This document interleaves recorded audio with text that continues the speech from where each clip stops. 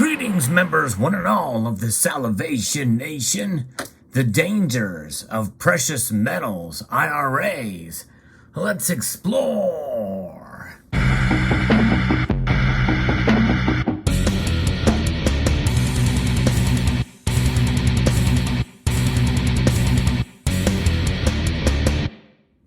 You may remember not too long ago, I interviewed somebody who had participated in a precious metals IRA and was successfully able to navigate the system and to actually take physical possession of her precious metals. It was quite an interesting interview. We talked about the pros and cons of her precious metals IRAs. And this is a video, we're going to talk a little bit about it based off of an article here at Numismatic News by Petra Keller that discusses this. I think makes some very, very good points about the downside to holding precious metals in our IRA. But make no mistake, and he'll even say that he's open to the idea of precious metals IRAs, but there are some things to really take into account and consider before considering this. And I think these cautionary points are something one should consider. I believe precious metals are profound and a store of wealth for us, but there's some things that we should consider before we think we're getting these tax benefits from it. But nonetheless, there are circumstances where the use of precious metals IRA may be appropriate for some people. But before taking that step, these are the points that should be considered, and they're very good. The ownership of precious metals IRA is reported annually to the IRS. One desirable feature of directly owning physical precious metals is maximum financial privacy, where your ownership of such items is not reported to the federal government. If you use a precious metals IRA, however, the trustee sends a form to the IRS at the end of each year to disclose your ownership of such an account. Another point is another party has information on your financial affairs. Another aspect of financial privacy is having a minimum of paperwork in the possession of third parties. It is often possible to purchase small quantities of precious metals in person from a coin or precious metals dealership, depending on their anti-money laundering compliance program limitations, without your name, address, or other identifying information being recorded by the seller. Any third party that holds your financial information could potentially have their computer system hacked and put you at risk of identity theft. And that is a problem with buying online from the major bullion dealers as well too. And most of them have their information very secure. We have seen some scares as of late in the last few years, but by and large, that method is pretty secure. But nonetheless, they still have your information, so at that point should be taken into account when buying precious metals online. Then we have the significant potential for annual fees. To properly establish a precious metals IRA, the investor must hire and pay an outside trustee and also pay a depository for storage fees. If owned directly by the investor, there is no need to pay for a trustee, and there may be no need to pay storage cost. Since the combined annual fees start at more than $100 and can run up from there, that can represent a significant cost as a percentage of a smaller account. And this is quite an interesting point because, what you're looking at here before you is a display of precious metals that I don't store at my location. I actually got them out for this video. This is a video I've been kind of wanting to do for a little while here once I saw this article. But this is an idea of storage is something you must consider. And it's a good idea to take that into account because whenever you buy precious metals, you have to think about how you're going to secure and store them. And thankfully, where I have these stored, I do pay a very small amount, but it is worth it and much less than you would have stored somewhere else. So there is some counterparty risk, but the security is worth it, and the fact that I can get to it much easier than I could from another agent, I think is valuable to me anyway, but you have to weigh that for yourself. If you do store it in your home, or its location, make sure it's well guarded. Make sure you have a proper security system. I encourage that anyway, whether you have precious metals or not, to make sure your home is secure and safe. It is your sanctuary. It should be guarded and heavily. And anybody who enters your home that is not a welcome guest, they should be, I believe that it is your right and to stand your ground for your sanctuary, because it is a threat to your life. Because you don't know what their motivation and what their intention is, but that's beside the point. Security is fundamental and foundational. Then you have additional fees for transactions that can be incurred as well too. About every trust and depository charges fees to send checks, conduct transaction, or to ship assets to investors. Since precious metals IRA transactions are also involve extra paperwork and a longer time where dealer funds are tied up, there are some coin and precious metal dealers who charge higher price to sell assets to precious metals IRA than if the investor purchased it direct for their own possession. Also, investors are prohibited from having direct custody of the assets owned by their precious metals IRA.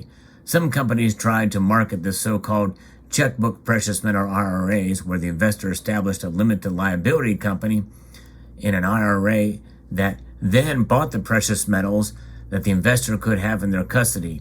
Several years ago, the IRS issued a ruling that such arrangements violated the substance of tax law and were prohibited.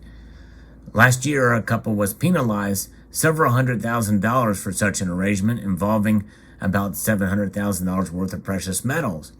To stay legal, assets held by a precious metals IRA are stored in a precious metal depository, in which there are relatively few across the country. Very few investors live close enough to one of these depositories where they could gain quick access in an emergency. In contrast, precious metals held in a direct custody of an investor or in a nearby safe deposit box in the investor's name don't have this complication, although there's different kinds of problems with storing your precious metals in a safe deposit box. Then there's limited product selection for most of these precious metals IRA. Unlike what you see here, some of these probably would not be worthy or eligible. There are hundreds of choices of bullion price precious metals that an investor can acquire for their direct ownership. Unfortunately, a precious metals IRA is only allowed to acquire precious metal rounds and ingots that meet the minimum purity of a commodity contract. Coins that also meet the minimum purity of a commodity contract for that metal, or U.S. Gold American Eagles. Often an investor can make a direct purchase of lower premium forms that are prohibited from being held in a precious metals IRA. For gold, prohibited products include U.S. American Arts medallions, which are genuine U.S. mint products but don't meet the purity and don't say whether they're gold or not on them, and classic bullion price gold issues such as Austrian, British, Dutch, French, German, Italian, Russian, and U.S. coins. And silver, U.S. 90% and 40% silver coins are not eligible to be held in a precious metals IRA. So if you want to buy constitutional silver such as you see here, that is not eligible. My guess is most of these items here meet the purity specifications, but my guess is something like this, which is a kind of a unique, even though high pure gold coin from Australia, probably would not be eligible. Is my guess for that one.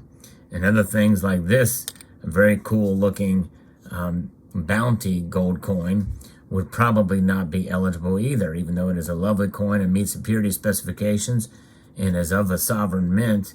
They just don't know about them, and they probably have specific listed pieces that would meet that criteria. And so therefore that would be avoided. Most of the Perth mint stuff, maple leaves, silver eagles and the like, that stuff would probably be eligible, and maybe even some of the royal mint items, but it just depends, and it depends on the IRA holder.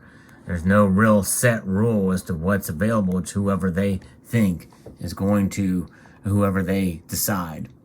They have limited recourse, investors do, if there's a problem with the purchases made for a precious metals IRA. In 1996, an investor purchased 20,000 1996 dated silver eagle dollars for his precious metals IRA. It turned out that 1996 was a low mintage year for the series, and with these coins since carrying a significant collector premium. In fact, this is kind of new news to me because I had no idea that there wasn't even a precious metals IRA option in 1996. Wow. So however, this investor used unallocated storage at the depository in order to pay lower fees. As a result, the depository commingled these coins with silver eagles of other years that were purchased by other investors. That's rehypothecation, by the way, folks, and it's bad news. We've seen that happen with Germany and their gold stored in our deposits.